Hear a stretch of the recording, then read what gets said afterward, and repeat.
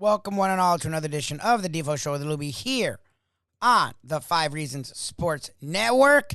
Thank you to the phenomenal people at Water Cleanup of Florida. Are you a South Florida property owner? Do you have an insurance claim already? Do you have an issue that you at some point soon will need to put an insurance claim in, whether it's flood damage, water damage of other kinds, fire, mold?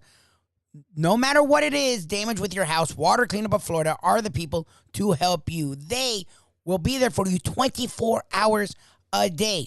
With over 60 years of combined experience between Michael, Robert, and their team, and having licensed contractors on the staff, they can not only diagnose your issue, but it's a one-stop shop. You don't have to go somewhere else.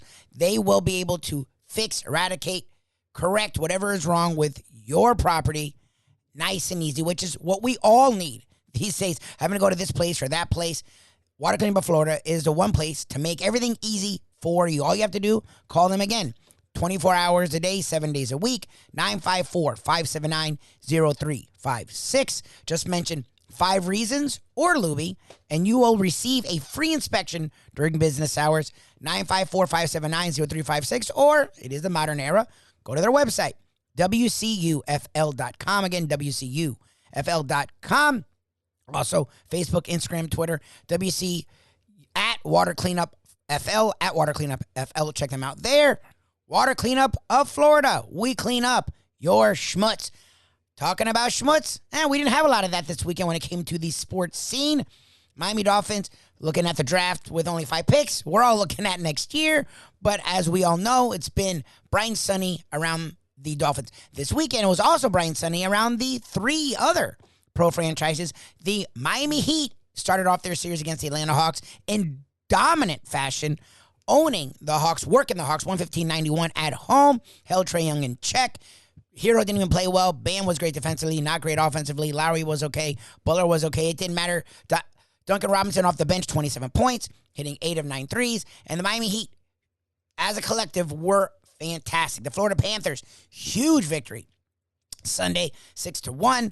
They now have won 10 in a row, sit just 2 points out of the Avalanche for number 1 overall in the NHL. And those Miami Marlins that we always forget about won 3 of 4 against the Phillies, went from 1-4 to start the series to 4-5. Now sit there right around 500. So it's actually a decent start. The one thing we've talked about, we had our Dateline Dolphins today with Congemi. He is a guy that's been down here in South Florida most of his life. Big fan of all the sports.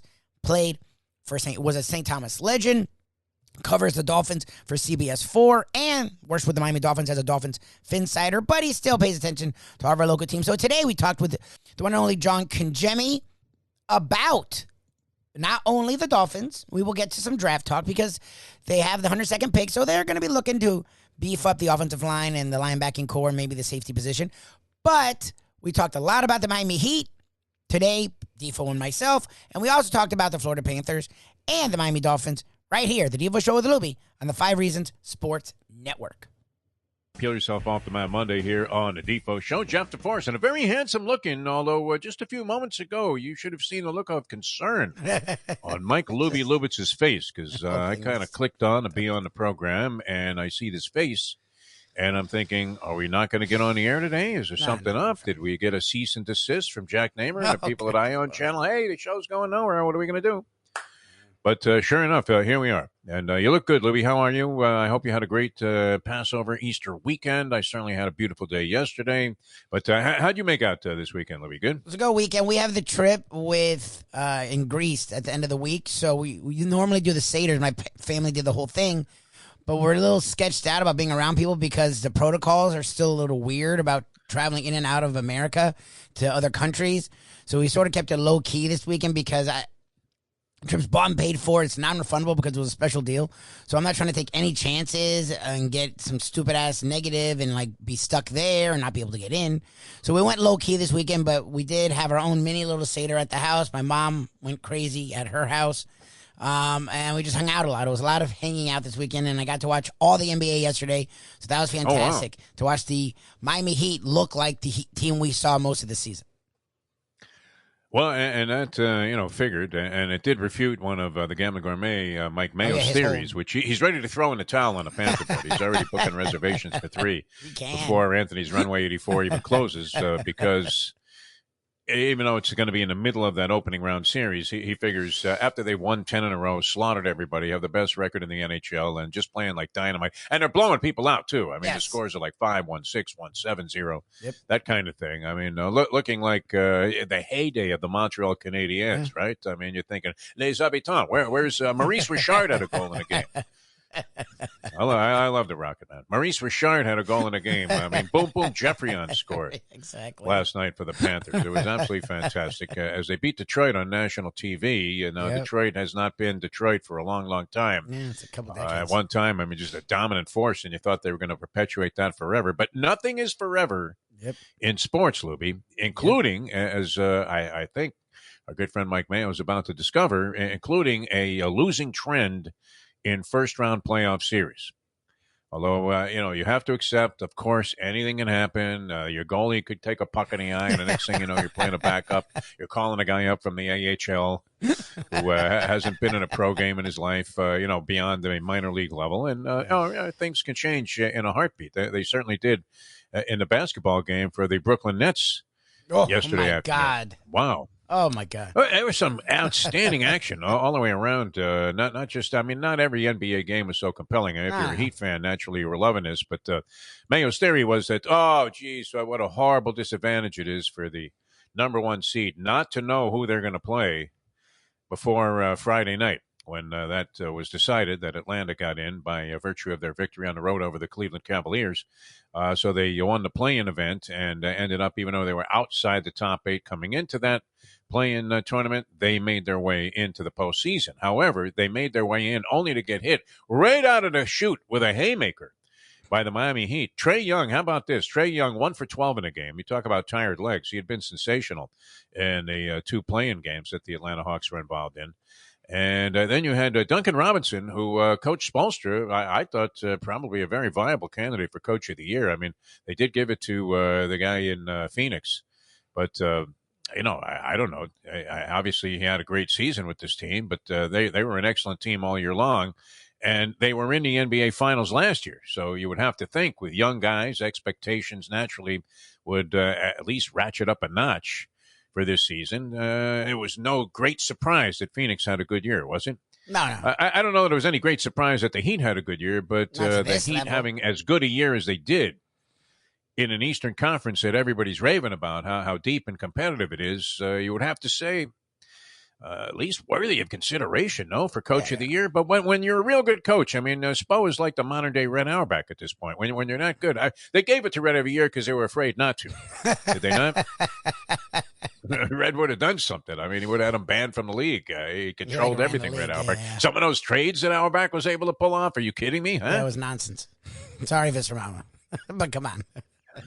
I mean, it seemed like any string that man wanted to pull. They were like in the They championship. couldn't wait to just accommodate him and just cut loose great talent for nothing that he was offering direct back in return. They were in the championship. You got the second pick when Larry Bird was second pick. They had a series of championships and somehow were able to get Len Bias. Like somehow they always had top 5 picks and also were contending for a championship. It's like the anti what you hate. It's like they weren't tanking. They were just getting given great draft picks while winning. Joe Barry Carroll for the Chief would have been a diabolically bad deal for the team that acquired the Warriors who acquired Carroll.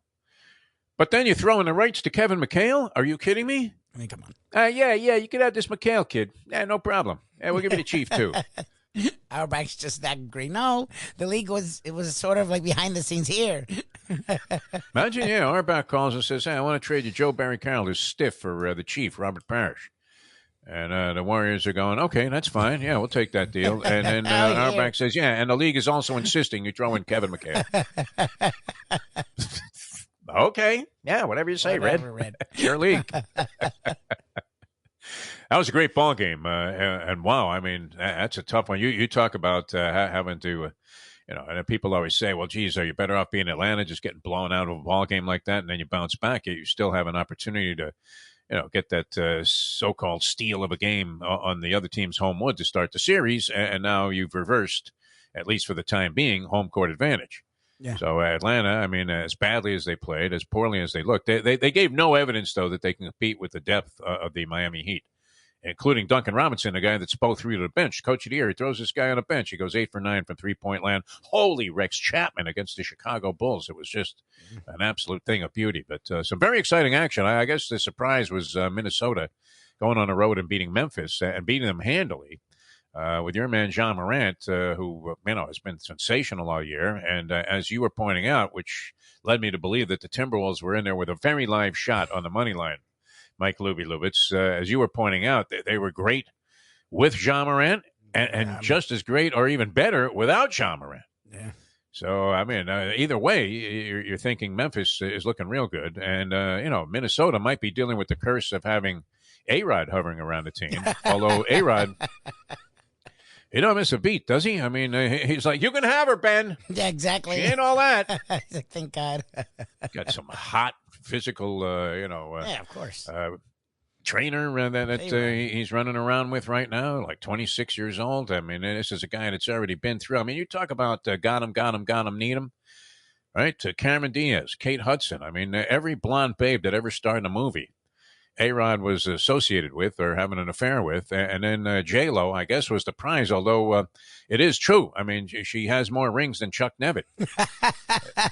She really does, man. She had like 5 wedding rings in the last or engagements. I don't know 8 if she years. Always gets married. Like, she went to engagement with A-Rod, and now she's engagement with Affleck. I don't know how many times she's actually been married. I know the dancer guy, and I think Mark Anthony. I don't know how many actual marriages outside of that. Doesn't matter, man. The rings still, I mean, have been accumulated. And she's very, quick to show them off, like, because each one is far more expensive than the last one, which was already an overwhelmingly lavish, unnecessary expense for like whatever Riley. Guy was laying that on her. You know how Riley puts the rings on the table whenever he has a free agent, and she's like Riley. She just wears all of them. There it is. It's 1, 2, 3, 4, 5. What do you got for me? Exactly. It's a great approach to life, is it not? But very exciting sports weekend all the way around. So the NBA playoffs get underway. Pretty much according to routine. Doncic out for the Dallas Mavericks, so they kind of gave him no shot in there against Utah, and Utah handled them easily and is favored again tonight. I believe they pick up Game 3 tonight. The Utah Jazz, yes, and that's 4.5 on the home wood of the Dallas Mavericks, with Doncic likely out. I think it's already been declared that he's going to be out for this game, too. 76ers look great, right? Everybody was saying the wise guys were all in on the Raptors. And, we kind of hung on the fringe of that. Every now and then you're doing this kind of work and you get like 100 guys on in a row and they all tell you the same thing. And you're thinking, these guys do this for a living. Well, we just come in here and try to have a good time. I mean, I watch more than my share of sports. I know you do, too. Yep. So, you're trying to formulate your own opinion. But if you hear, and how many guys did we have? We had Brian Mahoney from the Associated Press. Most of this was on our Believe podcast. Yeah. We had Howard Beck. I mean, this guy's a very authoritative. Did a show with Scoop Skolnick for a while. Yep. On, what was the thing that Turner had? They were had? on Bleacher Report. Yeah, what happened to Bleacher Report? Is that finished? It exists, but it isn't as prominent as it once was. What was that Fugazi network that we were all excited that we were going to sign up with, that you ran into the guy at the Radio Row 1 year? Yeah, I know what you're talking about. I don't remember. I don't think it exists and anymore. The guy really, he wanted us to pay to be on, which, I Wow. found sort of insulting. As he was saying, wow, you guys do tremendous work. I tell you what, I caught a little bit of your show, man. It's fantastic, right? And then he showed me a list of stations. I think the biggest one was KZOO in Kalamazoo, Michigan. And I'm like, I always wanted to be on the zoo. Probably belong in one, but Exactly. nonetheless, and this was, that was like his marquee station. You're in all the big markets. Look at that. You're in Michigan. Like, yeah, but I mean, we're not talking Detroit here. We're talking Kalamazoo, some schmank outpost in the middle of nowhere that nobody would visit. And the only reason anybody recognizes it is because it was used once in a song. Exactly. Right? From here to Kalamazoo. Get the hell out of here. Honestly. But, yeah, I mean, all of these experts that we had on, from various networks and affiliations, they all said the same thing. Well, don't sleep on the Raptors, which could come to pass, but nonetheless, didn't really transpire. I mean, Philadelphia just hammered them, and that was without getting massive amounts of points from either Harden or Embiid, although Harden had a lot of assists. I think he had. It's funny, they were talking about how Harden had like a poor game, and he had like 22 points and 14 assists. Yeah, he played well. What constitutes a good game at this point? Does he have to have like 50? I don't know.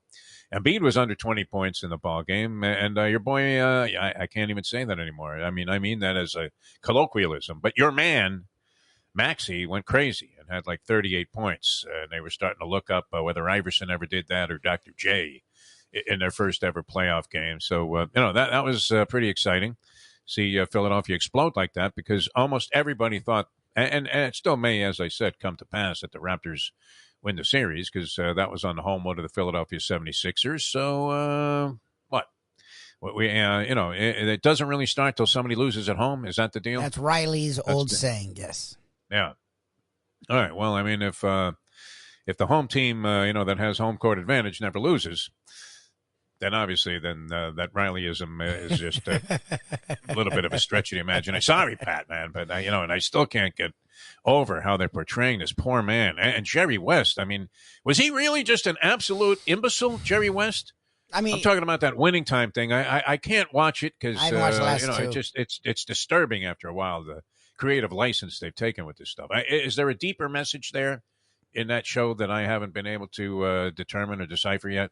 I think it's a parody. I think Jerry West wasn't, because in his later years he was. I mean, well, ever since he wasn't a psychotic nut though, where like he's in a taxi cab throwing his MVP trophy through the windshield. I mean, he wasn't nuts like this. When he found his footing as a GM, he became, next to Riley, the best executive in NBA outside of Auerbach. But again, Auerbach is mostly they were handing him people. I don't know how great of a GM he was.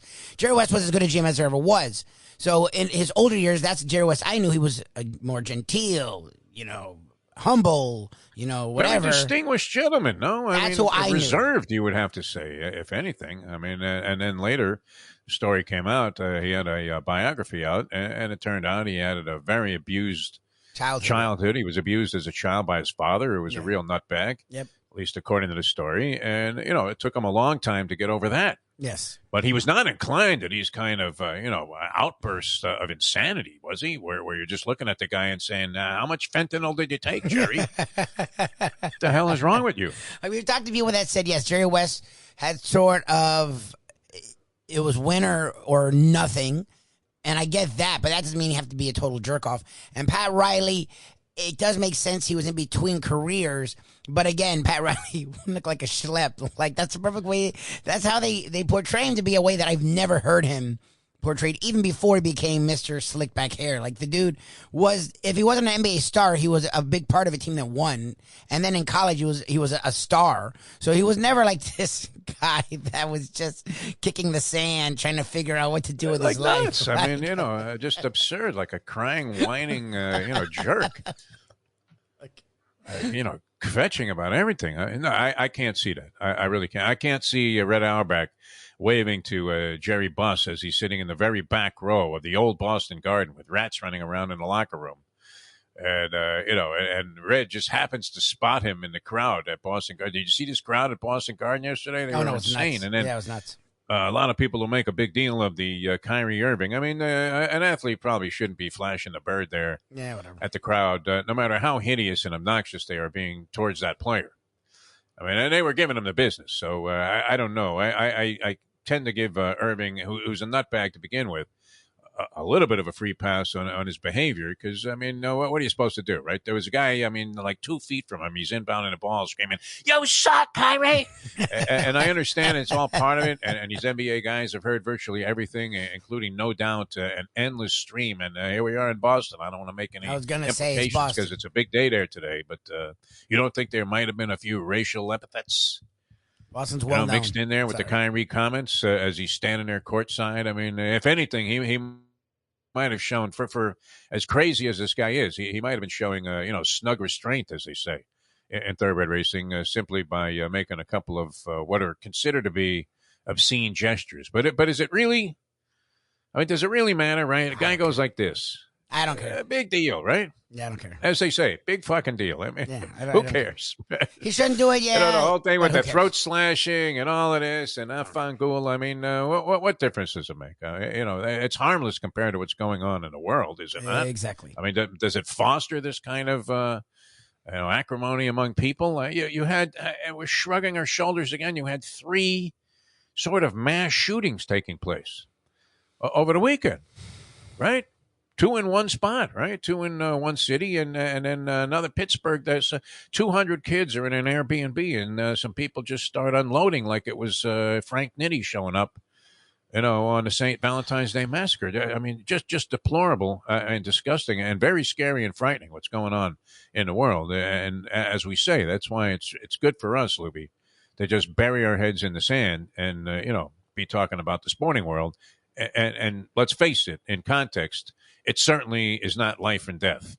Whether Kyrie Irving, I mean, it's lacking in class, correct? But I would imagine several of those comments. I don't, I wasn't there. You couldn't hear him, but you would have to think that some of that stuff was probably a little bit over the top, right? And it wouldn't have been inappropriate for Kyrie Irving to turn around and slug somebody. Good.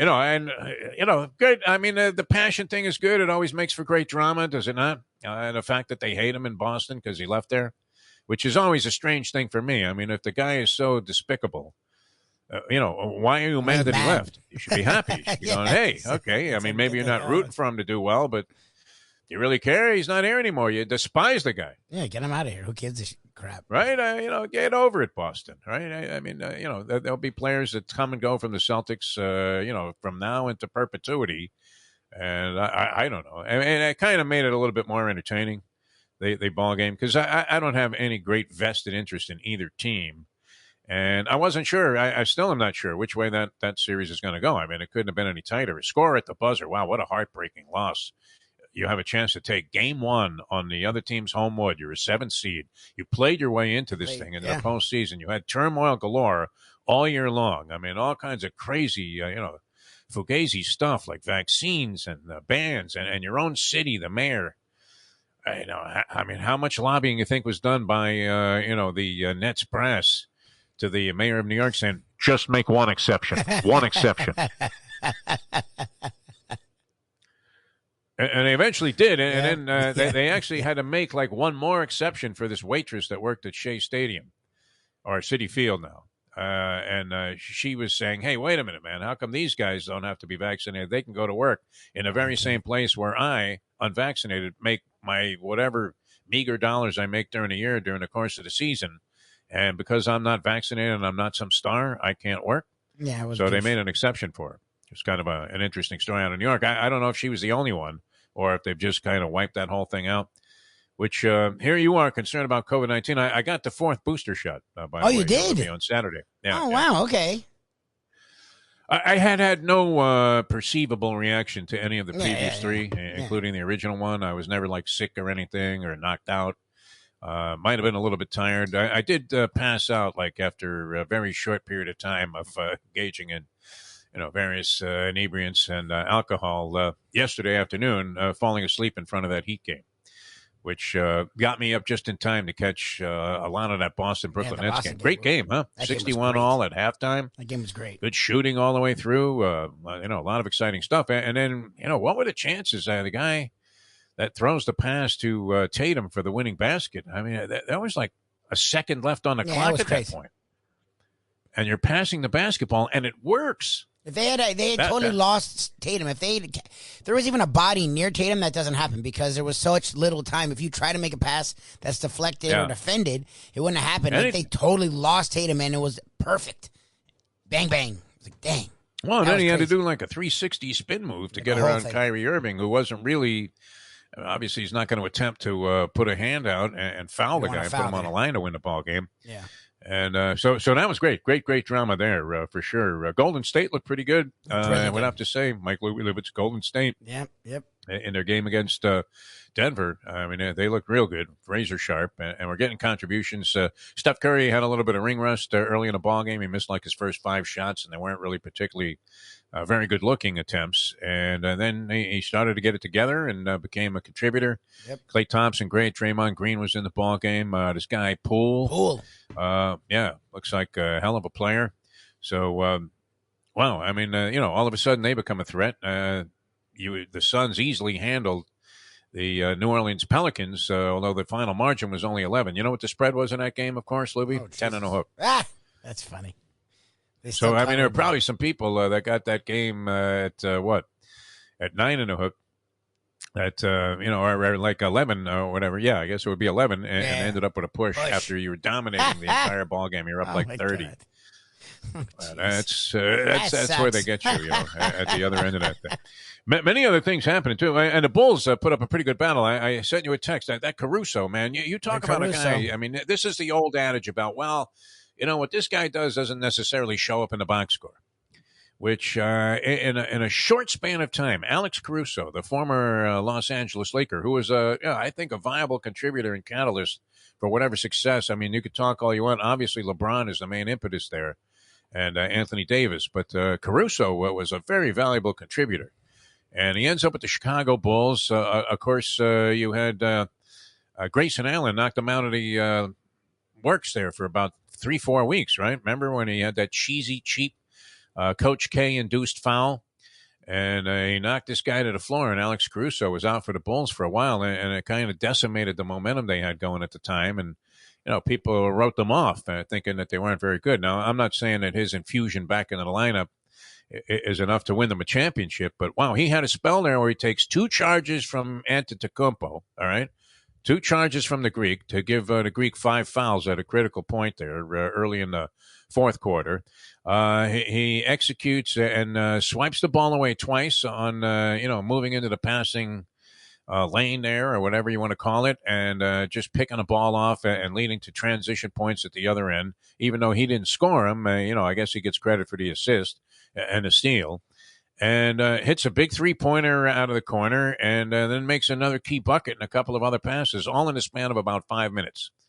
And it helped turn the game around, although Milwaukee eventually prevailed because, your man Zach LaVine was line driving bricks from about 40 feet away. I was going to say, the Bulls couldn't score the last, and they had a shot, too. The last 2-3 minutes, they had a chance to really possibly pull away, and they just couldn't score at all, and the Bucks eventually pulled away. The Bulls were horrendous the last, 3 minutes. Yeah.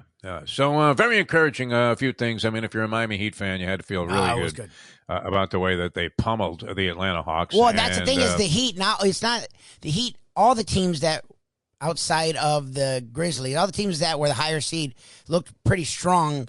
Like the Suns, the Warriors, the Heat, the Celtics, and the Bucks struggled a little bit. But like those 3 teams looked really good. The difference was the Heat's best players really didn't play. Like, Butler was good, but not great. Hero was horrendous. Like, Hero, I was literally hoping they would pull him out at times. In the first, 10 minutes he played, he had 5 turnovers. He looked really bad. And Bam didn't do anything. Bam was great defensively, but nothing on offense.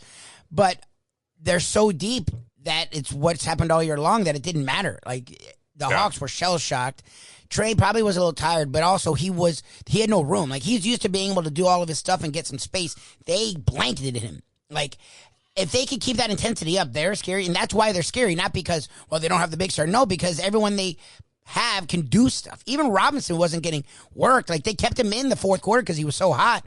And they weren't, defensively, he looked decent. Like, they didn't even have a great game yesterday. That's what's impressive about the Heat's win is 2 of their top 4 players were okay. We just think if they turn it on. So that's what made me excited was, wow, they really came out pissed. Like, it's like if they can hold on to this anger, they'll be really scary. The problem is we saw it all year. Once in a while, they'll sort of go, okay. And then the Hawks are too good to do that. All they need is to have UD give the pregame speech every game and then refuel the team with the kind of vigor it takes to play with that level of intensity you're looking for, Lubie, by giving a halftime speech and threatening to beat the crap out of anybody that doesn't buy in. That'd be the way to do that. Trae Young, by the way, I mean, he had his way with the Cavaliers in that second game of the play-in. I mean, literally, it was the old Chick Hearn thing. Here he is yo-yoing up and down, who, by the way, they keep making Chick Hearn out to be a buffoon on that winning time also, which that upsets me because I was a great admirer of the legendary voice of the Lakers for so many years, the late, great Chick Hearn. But, wow, I mean, Trae Young against the Heat defense, all of a sudden, I mean, he can't even get his hands on a ball. No. And when he does have it on there, there are like 6 arms, like an octopus is reaching in there. Riley himself even was credited with 2 steals. So they found a way to throttle this guy. And what happens with a guy that style is once you start to fluster him, then they start forcing shots that they I mean, it's not as if Trae Young doesn't look like he's forcing a few anyway. Yeah. And a force to me is a guy that stops 40 feet from the basket and just looks at the guy, the defender, and then just hoists him. No attempt to move any closer. I mean, holy Oscar Robertson. Now, what happened to the theory of why would I take a 14-footer if I can get a 13-footer? But they completely stymied him, and it was night and day, the defense on Trae Young. Now, he might have had an off game anyway, and, getting back to our man Mike Mayo, he was saying what a big disadvantage this is, not knowing who your opponent is, but you're getting the worst team that got into the postseason. Had to play 2 the extra absolute games. last bag lady schleppers, and then on top of that, they just played like 2 games in the last 3-4 days. And that Cavs game and was had life to play and their death. eyeballs out with all the heat on, all the pressure. Yep. Of knowing that if they lost, they were going home. So, I mean, it's not like you could go ahead and just make it a cakewalk through those games. No, the Nets were able, the of all the teams, they only played 1 game, and they were dominating, so they sort of coasted, and you saw, like, it didn't really affect them. The Cavs, the first game was a little tough, not that tough. The game versus the Cavs, they almost lost. Like, they had to go to the end of that game, busting ass. Trae played out of his mind, and that was till Friday night. So, and then you played the first game Sunday. So that's why when May was saying that, I was like, you really know you're only playing 2 teams. Yeah. And you probably presume you're playing the Hawks. You're getting a guy who fought in the prelims and got almost got knocked out. And now he's coming back in the main event because the main event guy got sick at the last minute and, or got cold feet, didn't want to step in there with Mayweather. I mean, come on. Well, and then you're rested, too. You're getting a shot fighter, and that's what it looked like. I mean, it was very much a shot fighter look that the Atlanta Hawks had. Now, I don't know that they have any chance to win that series without my man Clint Capella in there, and it looks like that's going to be the case. I mean, by the time he comes back, this will be maybe 4-0. Miami Heat, but let's not get carried away. You never know. It's only 1 game. You have more games, 3 games on tap tonight. I mean, it's debatable, I guess, between this and the fall.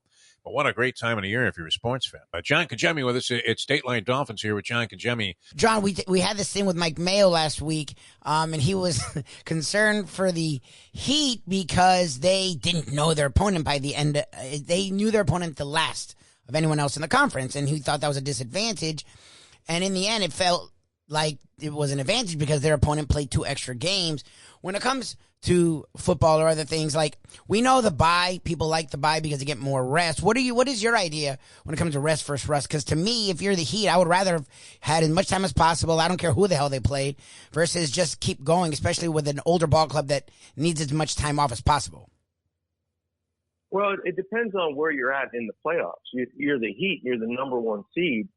You're getting, a team that just barely scraped in, to get into the playoffs. You're getting the bottom seed. So I think in that scenario, you're like, well, as much rest as we can get, the better we're going to be because we're on our game. We're feeling pretty good about whoever we match up against, whether it's the 9, the 10, the 8, whoever ends up winning that play-in game, we're going to be okay. We're worrying about ourselves instead of worrying about the opponent because if we can take care of what we do, we're going to beat anybody we're going to, play in a 7-game series.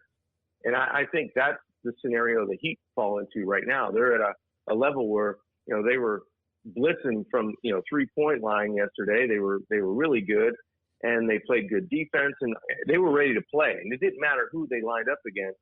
They were going to play their game and they were going to have their tempo and that other team was going to have to match it. So I think rest, over rust when it comes to the number 1 seed. You know who you are, and you've got the button turned on. You're gonna play that way in the playoffs, and they played that way all year. And the same thing for the Panthers. That they're an offensive team that is generated by their defense, and if they get good goaltending, I don't care who they play in the playoffs. They're going to play their game, and that team's going to have to outscore them at some point.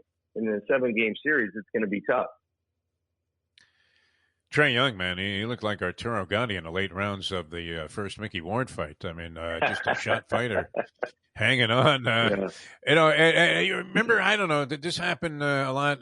Now, you grew up in Florida, right, John Congemi? Were you a Floridian your whole life? Yeah. Okay. I'm not sure that this happened because it was kind of a neighborhood thing in New York, but it may have happened here, where the hotshot guy, comes to your park to play. And, maybe he comes with a buddy, but, maybe he comes alone. And everybody goes, oh, yeah, that's so-and-so. He's like supposedly a great player over there from the Bronx or whatever. And he just beat the living crap out of the guy and humble him to the point where he leaves like bitter. He'll never come back to your neighborhood and play again. That's what it looked like with Trae Young yesterday. I mean, they butchered this guy. And, I'm sure, that he probably has more than enough confidence to just write that off as a bad game. But, I mean, that was a different story than he was experiencing, in those 2 playing games that he was involved in. That's for sure. Yeah, it looked easy for Young in the playing games, right? He was scoring at will, a lot of assists, had the offense going. I mean, that was a different team. But it was a different team that they ran into in the Miami Heat. They do everything well, and when they're hitting their threes and moving the ball the way they do, I mean, if the ball's gone, they're getting so many good looks, and those guys know they throw daggers from that 3-point line, and it's tough to stop. You just can't outscore them when they're playing that way. Duncan was just unbelievable yesterday, and everybody played their role to perfection. You couldn't have had a better scenario for a Game 1 home court win than the Miami Heat had yesterday.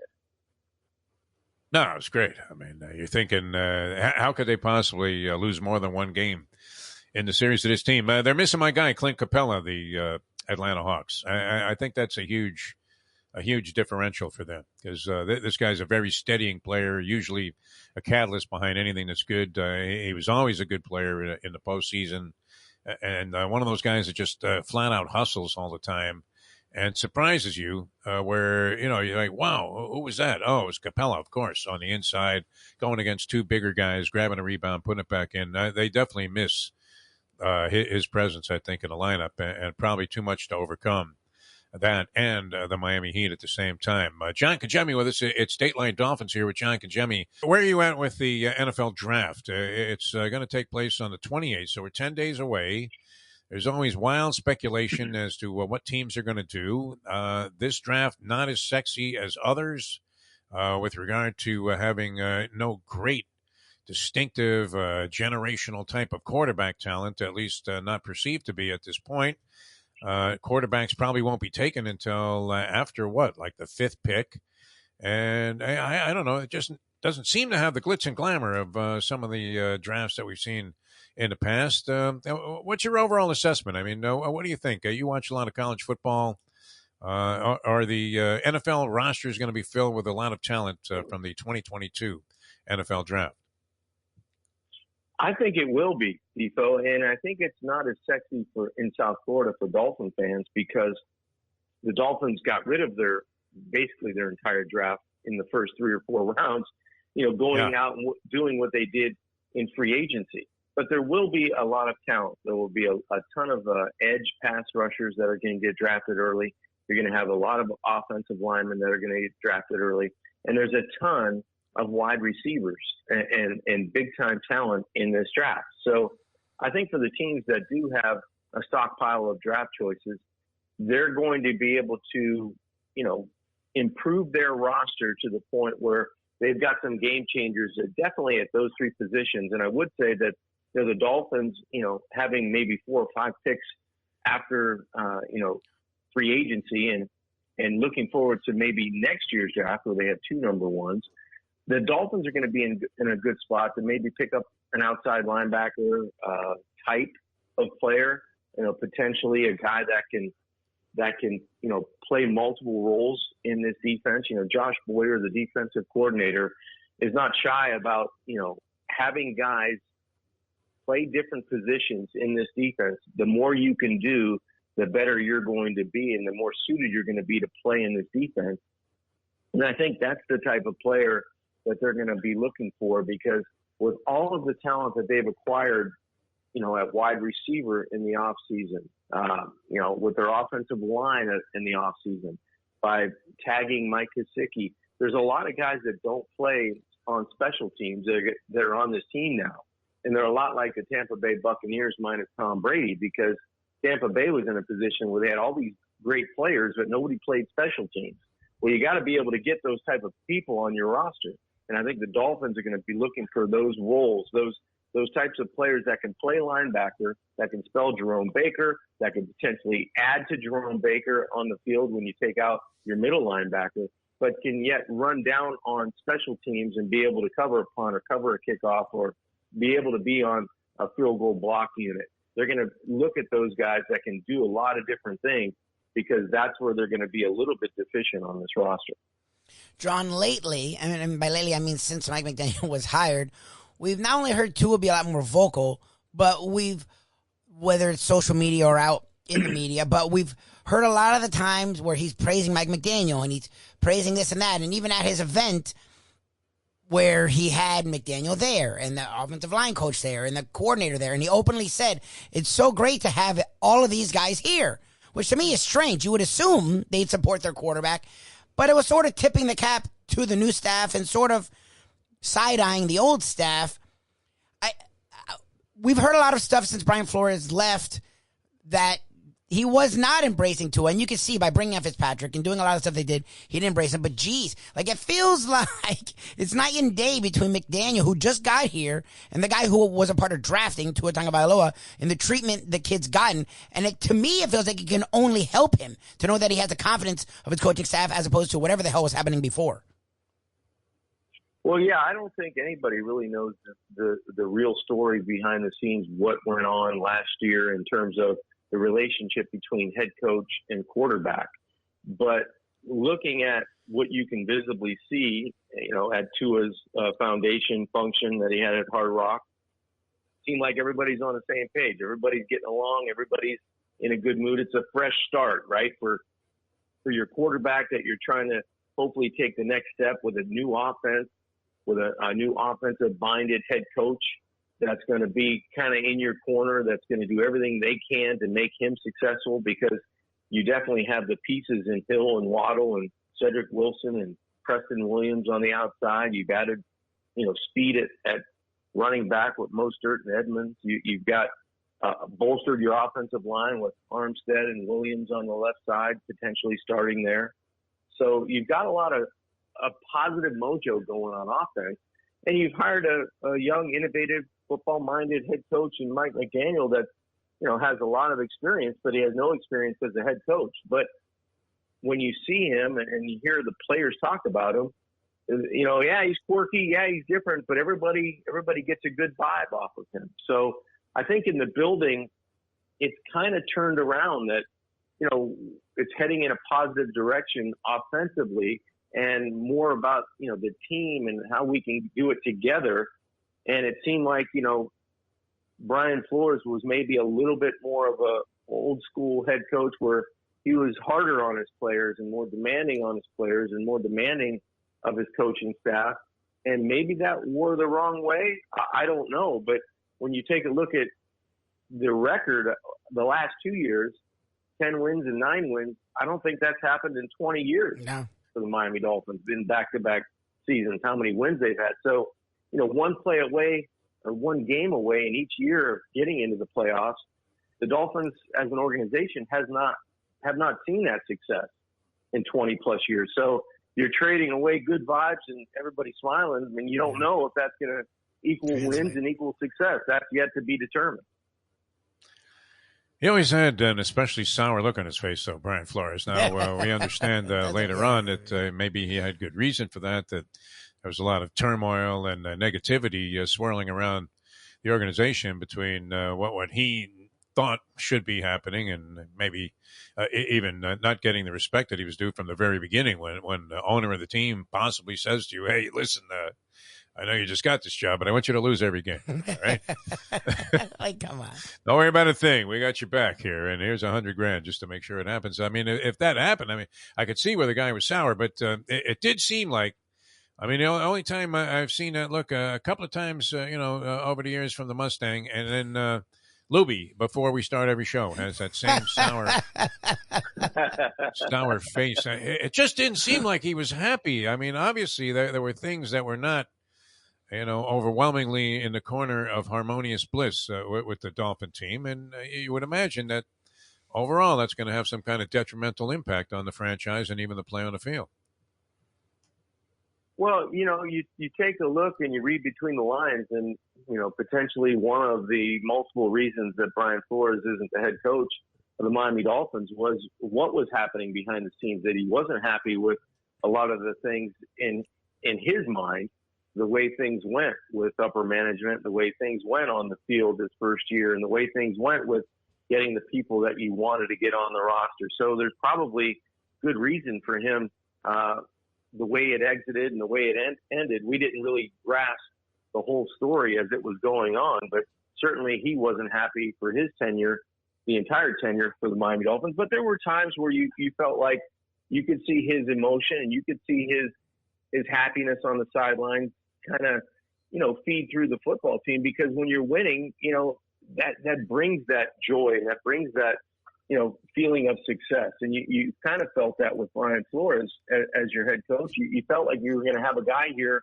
for a long time. At least I did, covering the team and being around the head coach. You felt like whatever trouble was happening behind the scenes, that they were going to be able to overcome that because the Dolphins were really close. And now that scenario is completely flipped, and you've got, a 38-year-old head coach for the first time that's inheriting a team that's won 19 games in the last 2 seasons. Don't break what's not broken. Let's keep the defense intact. Let's get some help on the offensive line and get some help for Tua. And let's see what the new offensive system can do for this guy. Let's see how it injects some points on the scoreboard and gets this more explosive offense with more speed and potentially bigger plays on the horizon. So, I didn't see that coming in the offseason. I don't think anybody did, because you felt like you're going to have a coach here that was having success on the field and was one game away. But those dynamics have changed, and so has this team. This team has a lot more talent on it now than it did a couple months ago. And you're not going to be able to add a whole bunch in the draft and undrafted free agents, but you will be able to, roll out a team that's going to hopefully challenge to get into the playoffs in a very competitive AFC East and a very competitive AFC conference. I hope this guy makes it, this McDaniel. I really do. I'm rooting for him. I mean, it's not like I rooted against any of these other guys, but, you could almost sense that eventually the clown factor was going to overwhelm them. And, they were all going to morph into Joe Philbin, including Adam Gase, who was hailed as this same type of innovative genius when he got the job. So we've heard the story before, but this McDaniel just strikes me as being maybe one of those oddball, guys that has a little bit of Bill Walsh in him, and can make something happen here, and might be a very relatable guy by comparison to Flores, who seemed maybe he was a little Nick Saban, Belichickian. Although Belichick's not supposed to really be this way with the players. It's just the image that he projects to the media and the persona that he likes to have out there, that he's like this bitter old fool. But, I'm hoping this guy McDaniel makes it. It'd be nice to see something actually on the upswing there when, these other teams in town seem to be, moving at least in the right direction with the Heat, as you mentioned earlier, John, up 1-0 and looking like they should be able to handle the Hawks, at least in the first round, relatively easily. And the Panthers, Mayo's already thrown in the towel, John, so I don't know what you're doing. I think he gave me a date for the dinner at Anthony's Runway 84, a place you're very familiar with. He can't believe it. The Panthers are an absolute fire, which, you said you got into the hockey, postseason, or, you like the hockey playoffs. When a team is just playing like that, especially in hockey where, the rapport and the chemistry is as abstract as the game is, it seems to be even more important in hockey to have this kind of, sort of team culture mentality, where everybody's in it together. I mean, could they possibly blow a first-round playoff series? Playing, any team in any sport, the way they're playing this year. I mean, can you see that happening where somehow they bow out in the first round, even if it's to the Caps? Well, I think it can happen to anybody. I don't know if. Please don't say that. team... Mayo's ready to pay. He's ready to pay. No. I'm pulling for you, Defo, and I don't think it's going to happen to the Panthers. But I'm saying with any team, not necessarily the Panthers, putting the goggles on them, but any team, especially in hockey. Chemistry is a big part of it, and goaltending is probably even a bigger part of it. So if the goaltending, if your goaltender is your best defender, you're going to win a 7-game series, right? No matter how average you play the rest of the way, if he can be your best player, you're going to move on to the second round or the third round or get to the Stanley Cup. And right now, the Florida Panthers, they started the season, I think, winning 8 in a row. Now they're up to 10 in a row to, hopefully close out the season and continue to win. So this is a team that's been riding, averaging 4 goals a game at home. They're doing it on the road as well, it seems like. They're not giving a whole bunch of chances, and both goaltenders, especially Bobrovsky and Spencer Knight, playing yesterday, almost getting a shutout, letting 1 goal in. They've been spectacular. So the defense kind of, starts the offense up. The talent on all 4 lines are incredible. And if your goaltender is your best defender, which they've been lately, this team can go a long way. So, I see a chicken parm and some calamari at runway 84 coming your way for sure. Nice bottle of wine on Mayo. That'll be great. I hope you can join us for that. Yeah, we'll just go ahead and add your portion to Mayo's tab. But he's ready to pay. I mean, he's resigned to the fact, and that's the worst thing you could do as a degenerate is accept a payoff on a bet. We're not doing that. As a premature evaluation. Yeah, so that's off the table. If we can't have them, go ahead and buy in because that'll jinx what's been a fantastic. They could put Billy Lindsay and Scrudlin out there and probably win the first round. The whole thing, yeah, exactly. Mellenby, start throwing rats at each other and still win this first round playoff series, at least in my opinion. Once again, thank you to John Congemi on another Dateline Dolphins. Always brought to you by Jimmy Johnson's Big Chill of Key Largo. Miami Heat are hot. Yeah, look, Trae Young probably will figure it out a little bit and find some space. The rest of that team can shoot, can play, but they have had issues defensively all year, and that seems like the kind of thing. Look, the Heat won like that. Hero has been at times their best player. Hero, by all accounts, and we talked about this a lot leading into the playoffs, Hero may have been the most important player. Without Hero, they had their worst record than without anyone on the team. And they won by well over 20 points with Hero being bad. I mean, it's not that he didn't score. He just wasn't good. He had 5 turnovers in the first quarter and a half. And defensively, later on, he figured it out and was more of a facilitator. What I'm saying is he's going to get better. This isn't last year. Like, this dude has turned into what should be the 6th man of the year and one of the best young players in the league. He's going to figure it out. So the Heat to win like that without having Hero is impressive. And you would think, yeah, Trae Young will play better. Well, also Tyler Hero will play better. Bam Adebayo was great defensively, great on the glass. Didn't do much offensively. So you think you'd get more from Bam Adebayo going forward in this series and throughout the playoffs. And Lowry and Butler were good, but they weren't great. The Miami Heat won like that. And, yeah, the Hawks will get better. I think the Heat will get better, too. So I think the series will be more difficult than Game 1 was, but the Heat should feel confident. Heat fans should feel confident. Look, the one thing that I got from that game was intensity. The Heat were angry and hungry. Whether the Heat were disrespected by the national media or just not paid attention to because they were boring. They outside of 4 games and 1 fight that got fixed very quickly, the Heat didn't fight all year. There was no issues. Whoever played, the other people were okay. Whoever didn't play, whoever went in their spot, stepped up. There wasn't a lot of issues with this team, so they weren't covered nationally. Fine. But this team took it with a chip on their shoulder. This team was like, look, we're the number 1 seed. No one's giving us any credit. Cool. You know what? Good. I hope they keep that. That team, the way they played, the anger, the frustration, the hunger they played, that's when this team's at its best, and that's when this team's as good as anyone in the league. Problem is, at times, we've seen that wane. I'm hoping more negativity comes out from the media, this team holds on to it tight, because with that, this team is scary. And we'll see if that can continue throughout the playoffs. Again, thank you to John Congemi, the Defo man. I am Mike Lubie. Check us out each and every day in the morning. Just Google The Defo Show, DEFO, 7 to 9 live. We also do exclusive content podcast on Believe, the Believe Network, Believe.com, search after hours. And every day, our South Florida infused content right here, The Defo Show with Lubie on the 5 Reasons Sports Network.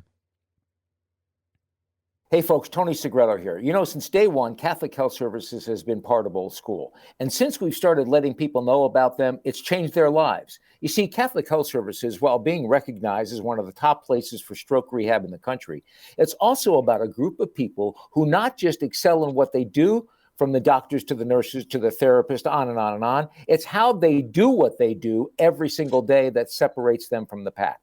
They do it with a passion, unmatched, and the inclusion of family in every step of the process.